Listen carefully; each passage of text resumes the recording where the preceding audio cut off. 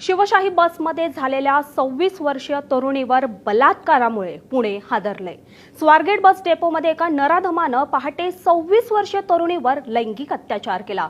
ही तरुणी आपल्या घरी पुण्याहून फलटणला जात होती। पहाटे ती स्वारगेट बस डेपोमध्ये पोहोचली। बसची वाट पाहत असताना त्या ठिकाणी आरोपी आला। तरुणी एकटी असल्याचं पाहताच आरोपीच्या डोक्यात कुकृत्य करण्याचा विचार आला। त्यानं तरुणीला कोपऱ्यात उभी असलेल्या शिवशाही बसमध्ये जायला सांगितलं।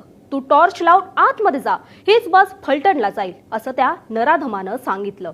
तरुणी टॉर्च लावून आत गेली आणि तिच्या पाठोपाठ नराधम गेला आणि तिच्यावर जबरदस्ती केली। लैंगिक अत्याचार करून आरोपी तेथून पसार झाला। तरुणीनं त्या ठिकाणी कुणालाच याची माहिती दिलेली नाही। ती थेट फलटणच्या घरी गेली। घरी गेल्यानंतर तिने याची सगळी हकीकत आपल्या पालकांना सांगितली।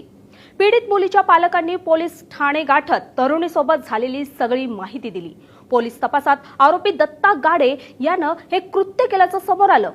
आरोपी दत्ता गाडे हा सराईत गुन्हेगार असून त्याच्या नावावर अनेक गुन्हे दाखल आहेत। या प्रकरणी आरोपीच्या भावाला अटक झालीये, तसंच पुढील तपास सुरू आहे।